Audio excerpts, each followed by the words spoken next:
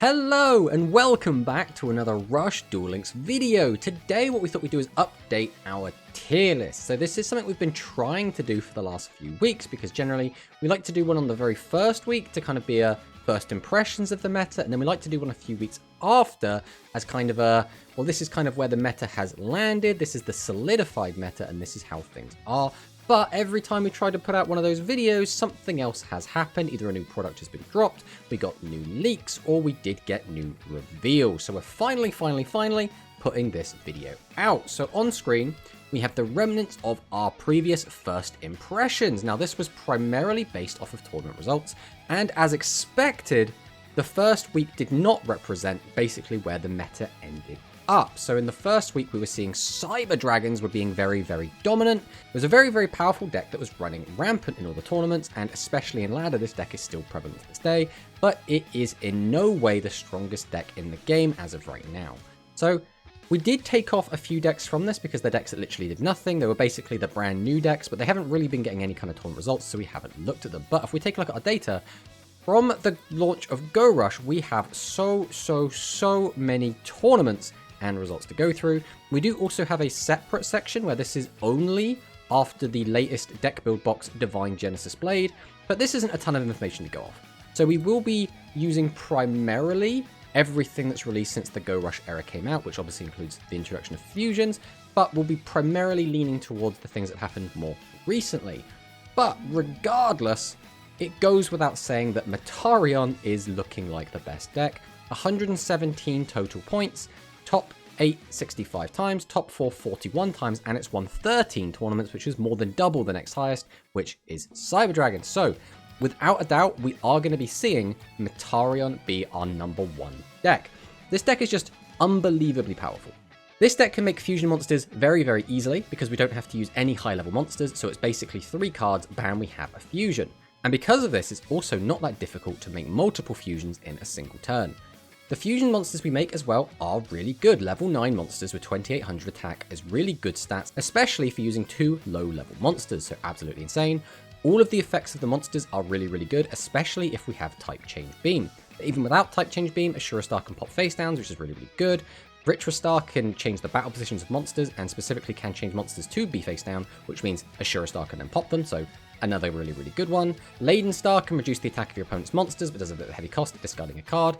And then Hercules Star is really good if we have type change beam. Without type change beam, its effect is a little bit weak at only shuffling cards back into the deck. But those bonus effects they get with type change beam are actually insane. Hercules Star can now spin monsters, and spinning 2 monsters is really good. Ritual Star can pop monsters, and if we have a second Cybur monster, can pop 2, which is really strong. Laden Star is just AoE reduction, which is still basically fine, and the big one is always going to be Ashura Star, which can OTK your opponent by absorbing all of their monsters' attack and then attacking over them for well over 6,000 damage. So this deck is really good. It plays on so many different axes. You can play it defensively, you can play it aggressively, you can play it in such a way where you only actually have to have one face-up monster because we do have plenty of ways to get your opponent's life points, the primary one being Ritual Star, and we can just OTK our opponent out of nowhere just like Magnum Overlord basically used to do. And that doesn't even touch on the fact that you can build this deck in so many different ways and use so many different skills. When we first saw this deck doing well, it was playing Spearhead Draw. But after that, we did see players start to use Metarion Script, which does let you send the monster reincarnation to the graveyard, which then enables Reactor to draw you 2 cards. And it also lets you search Imaginary Arc Turbo, which can also be really strong. But not only that, we've also seen people experiment with a few other skills such as Hammer Crush Deal, such as Fusion Deal, which do not have quite so heavy deck building restrictions and allow you to use other non-Metarion cards such as Ancient Gear Golem. We've seen experimentation with some light machine stuff like Mirror Innovator. We've seen Noodles being played. Basically, if you can play anything with Metarion, people have tried it out, and a lot of them have been quite successful.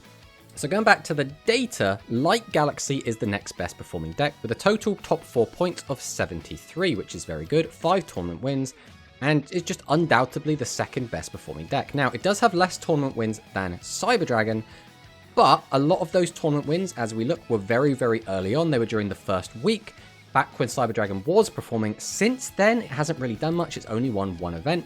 And as you can look, the further down we get, the more and more Metarion wins we see, and the fewer and fewer Cyber Dragon wins we see. So I think it goes without saying Light Galaxy is the next best deck, and it has a staggering 44 less total points in top 4 when compared to Metarion. And I think this difference is so big that we're actually going to have Light Galaxy down an entire tier. I think Metarion is undeniably the sole tier 1 deck right now. It is just outperforming every other deck by so much. And even the Light Galaxy deck is supposed to have quite a good matchup into the Metarion deck, but the Metarion deck is still beating the Light Galaxy deck a fair amount of the time, despite having an arguably bad matchup into it, which just goes to show how dominant Metarion is overall. But Light Galaxy is still a very strong deck. It basically plays like a very aggressive deck. Your general game plan is to swarm the board as hard as possible, as quickly as possible, and get as much damage in as possible. And the way that we do that, we can use the skill to send any level 7 normal Galaxy monster from our hand to the graveyard, and then search our deck for either Secret Order or Meteor Charge. And both of these cards are very important, because Secret Order allows you to special summon a level 7 normal monster from your hand or graveyard, in which case we would almost always choose the graveyard, unless we're very heavily bricked up, and get that monster that we just discarded for cost to get it onto the field. That monster then gains that 700 attack, going up to either 3000 or 3200, depending on which monster we bring back, and that monster can't be destroyed by traps. And then we activate our Meteor Charge, ideally, to give our monster piercing and change one of our opponent's monsters, ideally that's defense, to attack mode. Then we can summon out another monster, attack over the attack mode monster, and then use our giant piercing monster to attack over another defense monster, and get in for a ton of damage. This will quite often deal somewhere between 2,000 to 4,000 damage on this one turn, and it basically forces your opponent to just have an answer very early, and if they don't, the game could be over in 2 or 3 turns. Now this is the Light Galaxy game plan. Ideally, you want the game to be over by about turn 3, because otherwise we start to run out of steam. If the Light Galaxy deck does run out of Meteor Charge or Secret Order, the deck does seem to stall. It doesn't have a very good grind game, but if it can get in very aggressively, very early, it almost always wins. Now, the way that Light Galaxy would try to beat Metarion is, again, it tries to rush them down very quickly before Metarion gets set up. But again, if Metarion does draw their 4-card Type Change Beam OTK combo, then they will still just win that matchup as well. One other thing about Light Galaxy we should mention is that because of Meteor Charge basically giving us piercing and battle position changing, it now makes it so that you don't want to have low attack monsters in your deck, because it could get flipped to attack mode, and we don't want to have low defense position monsters in our deck, because they're going to be piercing over. So this has really started encouraging decks to play monsters that have both high attack and high defense, and try to not have any low attack or low defense monsters at all, else get very heavily punished by this deck. And then we have Cybur Dragons. Now 52 to 73 is still quite a noticeable drop off. Realistically, this could be a tier 2 deck, but I think a lot of those numbers are inflated by the fact that we had that first week where people hadn't really adapted to the meta yet. So I'm actually going to be bumping everything down a tier. I do genuinely think that Cybur Dragon is just not on the same level as Light Galaxy. Now, Cybur Dragon does have an okay matchup into Light Galaxy, and that's just because a lot of the Cybur Dragon bodies have quite good attack and defense, which means you don't get killed quite as quickly from this over-aggression of Secret Order and Meteor Charge. So the Cybur Dragon deck is still pretty good, but one of its major weaknesses is the deck almost always wants to go wide. You want to be summoning out your Cybur Twins, you want to be getting out your Cybur Assaults, you want to be getting out your Cybur Dragons, make 3 big guys, attack, get in for extra direct attack with the Cybur Twin. Unfortunately, this leaves it very exposed to Ashura Star and the Type Change Beam combo, because we just drop it down, change all of those monsters into warriors, absorb all their attack, attack over, and OTK. So the Cybur Dragon deck can play around this a little bit by only summoning out the Cybur End Dragon face up and leaving the other 2 monsters face down. That means if Ashura Star wants to absorb its attack, it will only gain that 4,000. Then if it attacks into an already 4,000 attack monster, you will only lose 2,800, so you won't immediately lose the game. That is one way Cybur Dragon can play around it, but unfortunately that's just not consistent enough for it to really have a good matchup into Metarion. And unfortunately, if you have a really bad matchup into the best deck, you're not going to find yourself in a good spot. Now, this deck is still fine. It still has a pretty good matchup against, like we say, it has an okay matchup into Light Galaxy, and it has an okay matchup into a lot of the rest of the meta, but the issue is it just has such a bad matchup into Metarion that it really is struggling to perform well in tournaments. And next up, we're going to take a look at Dragon Fusion, which is substantially lower than the Cybur Dragons, but again, if we take away the inflated results from Cybur Dragon early, I do think this is probably in tier 3 also. So the Dragon Fusion deck does have a few weaknesses. First off, the deck can just brick if you're playing too many high levels and doesn't have great ways to get boss monsters out any easier. The deck is also a fusion deck, which means we are going to have to get 2 bodies on the field, tribute them off, summon out our boss monster, then summon out another guy, activate fusion. This is a lot of resources we have to use, but the skill can get us a +2 once per duel, otherwise it's just going to give us that +1, and that +1 is just fusion, which is not that useful. So the way that this deck has been gaining the most success is actually by only playing 3 Dragius as its boss monsters. What does this do? Basically, unless you get very unlucky and open multiple Dragius, you can almost always get 3 monsters on the board. By doing that, we're able to try and stay in the game long enough until we actually draw our Dragius, and then we get to do our combo, which is summoning out the Dragius star F, boosting its attack with or without piercing, and then slamming in twice and getting in a huge chunk of damage. And if we can accomplish this twice throughout the game, we will just win. And the way that we try and do this twice per game, it's going to be using things like Monster Reincarnation to get the Dragius back into our hands, so we are good to go for the second Dragius star F.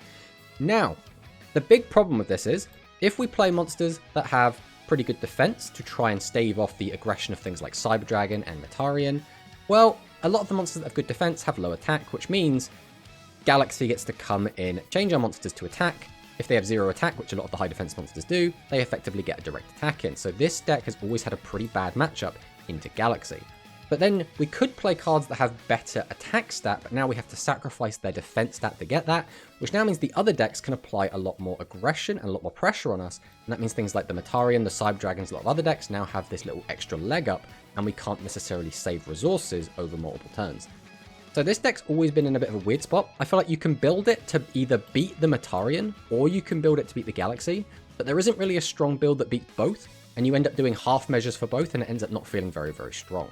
So I still think this deck is good. It's still okay. It's still fine. It can still top. It could still arguably win a tournament, but again, it's going to struggle against one of these decks, depending on how you build it, and you are going to have to get a little bit lucky, whereas these other decks don't have to rely on luck quite as much. Next up, we have Psychic. And Psychic is a bit of a weird one. I think Psychic is going to be dropped down to tier 4.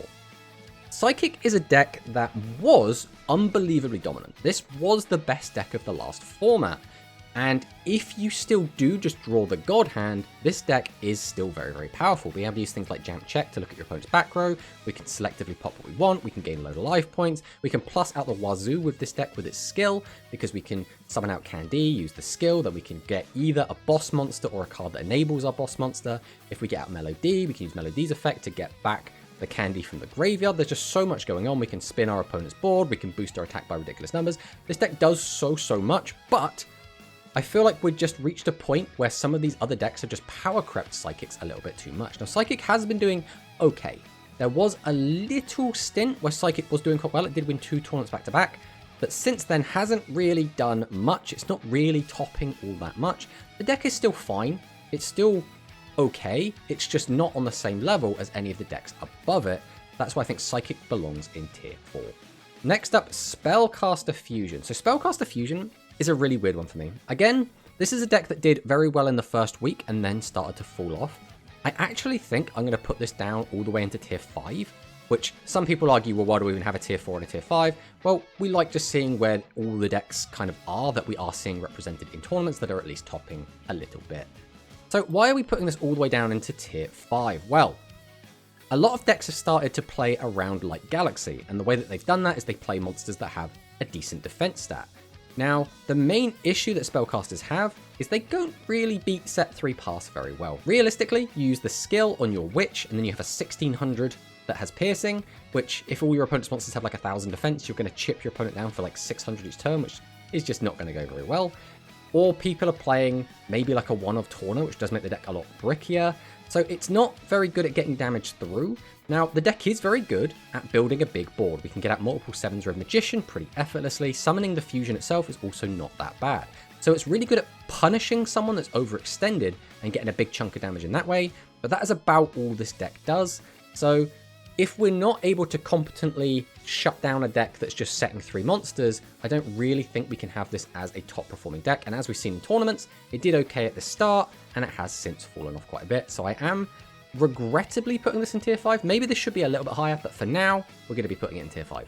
Next up, we have Elemental Heroes, and this is another deck that did perform better at the start and has since fallen off a little bit. But even as recent as today, this still did see a top 4 finish, so the deck still has legs. The deck is a little bit awkward in that actually getting the fusion monster out can be a little bit difficult depending on the setup. We do have to rely on a little bit of luck with Argent to find the right cards off the top. But when we do get out the Flame Wingman, it is a very respectable boss monster. Now, its attack stat is a little bit low, but using the skill, we can reduce an opponent's monster's attack by 600. Then we can use things like Fortitude Dragon to reduce it further, or Talismanic Seal Array to really reduce this monster's attack. Then all we have to do is get one attack in, and most of the time we're going to be doing at least 3,000 damage between the burn and the combat damage, which is a very significant amount. Basically, if we're able to kill 2 big guys with Flame Wingman, we usually just end the game. So this card does have a few drawbacks. First off, it is a warrior deck, which means the Metarian Assura Star can just use its effect without having to have Type Change Beam, which turns their 4-card combo into just a 3-card combo. So if we don't have a significant way to survive that attack, we can just get killed. But this deck can still do the old summon just the Flame Wingman and attack, have 2 other monsters set, and try and play around it that way, and try and burn through our opponent as much as we can with the Flame Wingman burn. This deck does have multiple ways to play around it. But this deck, in a very similar way to the Dragon Fusion deck, I feel like you can build this deck to beat Metarian, and it will do it to an okay extent, but then it will get absolutely destroyed by Galaxy. And the inverse is also true. You can build it to beat Galaxy, and then it loses to Metarian. So there are weird little intricacies in the meta around both of those decks, and I feel like a lot of decks struggle from this right now, where you can build to beat one, and then you hard lose to the other, or you build to beat the other, and hard lose to the one. But I think Tier 4 is a good spot for this deck, and I think its tournament results do back this up. Next up, we have Warrior Fusion, and this is actually quite high up the list, considering this is basically a brand new deck.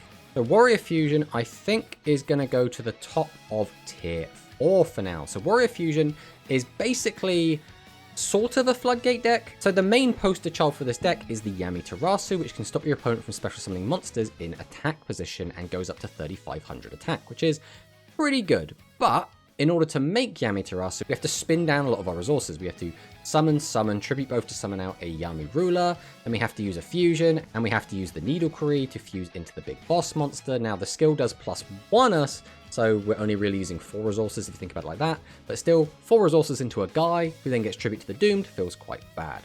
So what you tend to do really when you play this deck is you don't actually just turbo out Yamiterasu, or at least you do, you're kind of just gambling. We tend to sit on a board that tries to stabilize for a turn and then go into a fusion play a little bit later. What I tend to see people do with this deck more often is summon out the Kime Luna, use the skill to boost it up to 2,600 attack, which is a respectable attack on its own. Then we can keep using its effect to flip your opponent's monsters face up and attack over them. By doing this, we don't have to have 3 monsters in attack position, which means we're playing around the Metarian OTK combo. But again, this is a warrior deck, which means by leaving warriors on the field, our opponent can just absorb all our attacks. That's something you have to be careful of. Overall, this deck is fine. It's not crazy. Some people were really worried that the floodgate aspect of this deck would make it a tier 0. It didn't end up doing that. And some other people said this deck was going to be really, really bad. And it's been doing fine. It has already won a tournament and it's been placing reasonably highly. I think this deck is an okay tier 4 pick.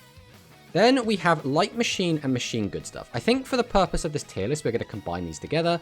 Both of these decks are very similar. Light Machine is basically the ultimate bond deck that we're probably used to from the previous format, and Machine Good Stuff typically plays with the new Join Tech skill that allows you to put a couple of Earth Machines into the graveyard. And then we basically will use Mirror Innovator and Join Tech Rex to put those cards back into our deck and get all their different effects off. It's basically just a machine pile, and it's reasonably strong.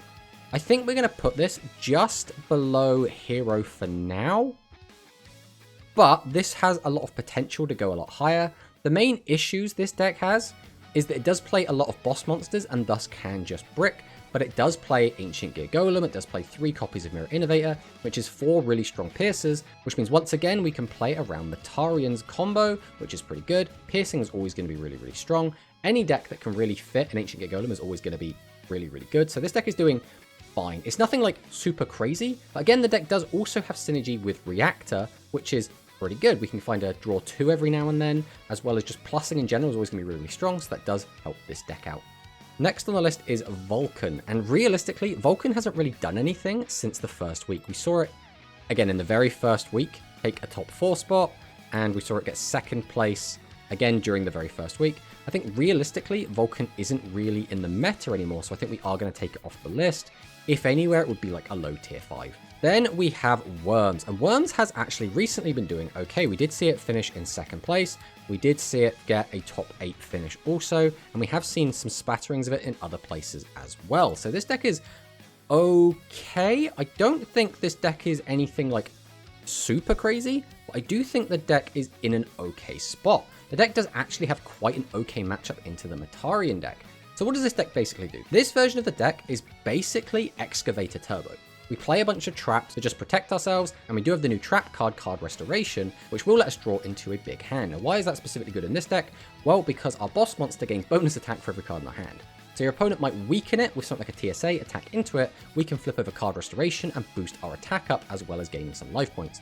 So it's not the most complicated deck, but it does get the job done. The deck is reasonably strong. It is okay in the current meta, but it is very weak to some specific cards, such as Tribute to the Doomed. If this deck does get Tribute to the Doomed, if we don't have some way to stop ourselves from dying, we probably will just die on that turn. Then we have Cybur, and Cybur is a weird one. I think we have to drop Cybur all the way down. Cybur has not really done anything in a while, and unfortunately it does have some really, really bad matchups. I feel like this deck almost auto-loses to Metarion. It almost auto-loses to the Light Galaxy deck. It doesn't have a super great matchup into Cyber Dragon. It has quite a bad matchup into the Dragon Fusion as well. There's just a lot of things not going well for this deck right now. The primary ones being, again, it doesn't beat set 3 pass outside of using exactly the maximum, and all of its monsters just having such low defense does leave it quite vulnerable, and we can't really play around the Metarian OTK that well. This deck basically has to go wide unless we're summoning exactly the maximum. So unfortunately, I think Cybur is just not in a very good spot right now.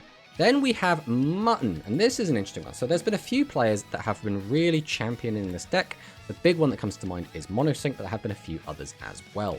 This deck is it's okay. It's kind of the other Secret Order deck. Like I said, there are actually a couple of other Secret Order decks, but this is probably the best tournament performing Secret Order deck other than the Light Galaxy.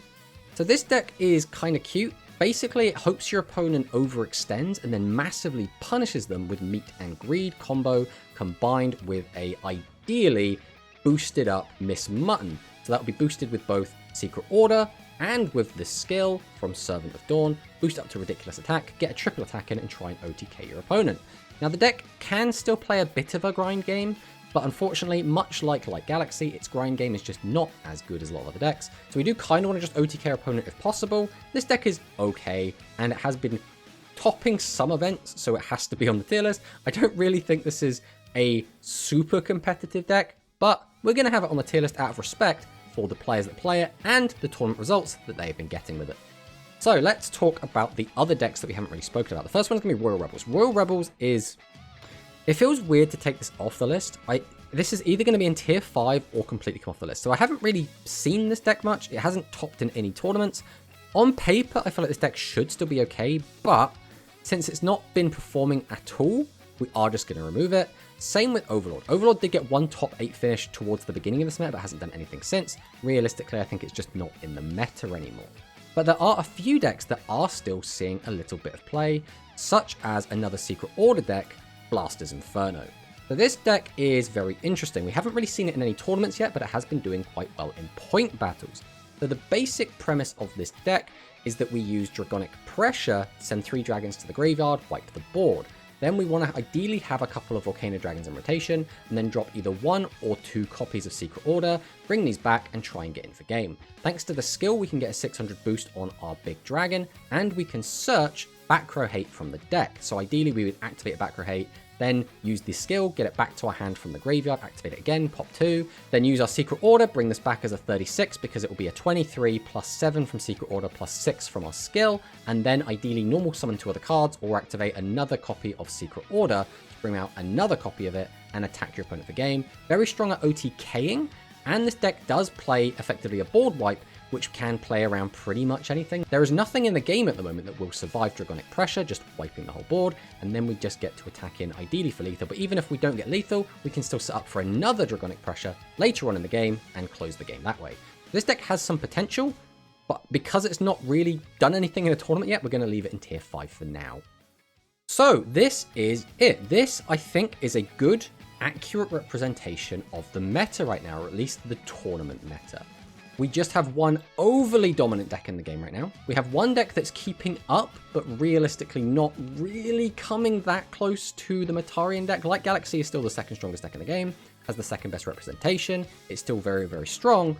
It's just not Metarian. Metarian is just so good. Cyber Dragon has fallen off quite a bit, but realistically, if we're talking about decks we think can still win tournaments consistently, it's always going to be Metarian as number 1, then it's going to be Light Galaxy, then Cyber Dragon. Dragon Fusion might be considered a little bit lower than this, but I do think it is a step above the other tier 4 decks, so we are going to leave that here.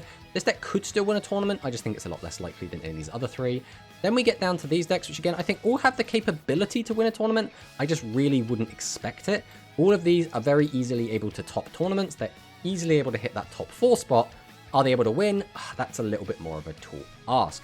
Then these tier 5 decks, these are maybe decks we might see in top 8, or they might just miss top cut. They're still tournament-worthy decks, they still can perform, they're just not realistically going to be winning. But thanks for watching the video, and I'll see you next time.